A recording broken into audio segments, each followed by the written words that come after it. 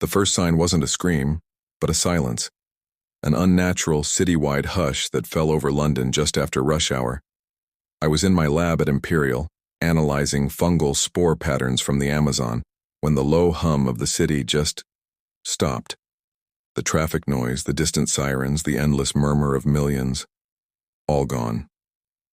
My name is Dr. Aris Thorne, and I study things that grow where they shouldn't. I never imagined my work would become the blueprint for the end of the world. The initial reports called it lethargic aggression syndrome. People would just stop, stand perfectly still for hours, sometimes days. Their eyes would glaze over with a faint, milky white film. They were unresponsive, like statues. The media told us not to panic, that it was a strange, non-contagious neurological event. They were wrong. It was contagious, just not in a way we understood. The first active case I saw was on the news. A woman standing statue still in Trafalgar Square for 2 days suddenly moved. Her head twitched, a jerky, unnatural motion. A fine, pale dust puffed from her hair. Then she began to walk, slow and deliberate, bumping into things, unresponsive. A paramedic tried to help her, to guide her. As he touched her arm, she didn't bite. She didn't scratch. Her skin just flaked off onto his glove. A cloud of microscopic spores. The paramedic stumbled back, coughing. The next day, he was standing statue still on the Albert Embankment. That's when I knew. I pulled up the spectrographs from my Amazon samples. A specific cordyceps strain, one we thought was harmless, dormant. Its genetic markers were a near-perfect match for the samples the CDC discreetly sent over from the London victims. This wasn't a virus. It was a fungus.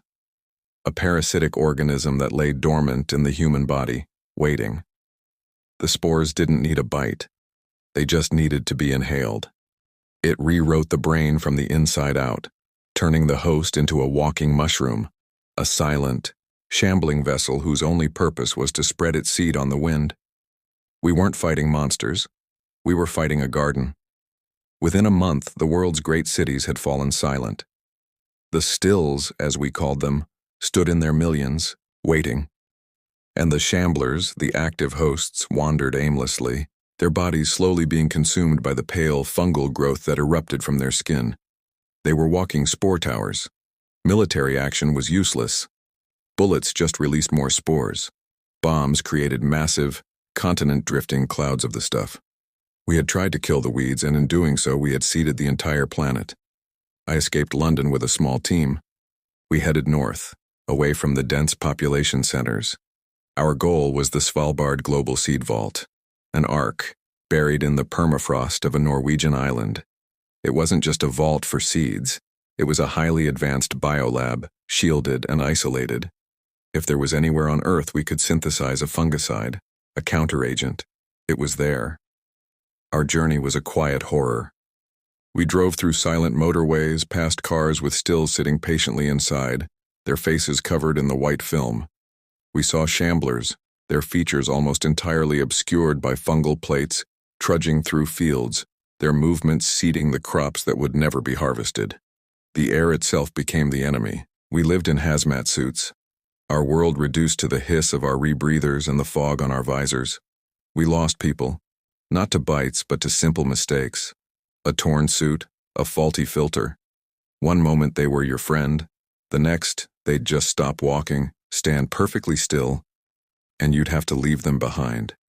Another silent statue in a dying world. The silence was the worst part. The world was dying without a scream.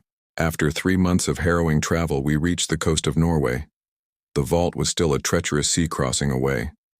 We found a small research vessel, its crew long since turned to stills on the dock.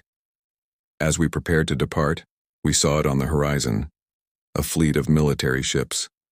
For a moment, a surge of hope. But they weren't coming to rescue us. Through our binoculars, we saw their decks were crowded with shamblers. Someone in power, some desperate general, had weaponized them. They were ferrying the plague to new, uninfected areas, a scorched earth tactic to deny resources to, well, to who? We were all that was left. That's when the true horror of our situation sank in.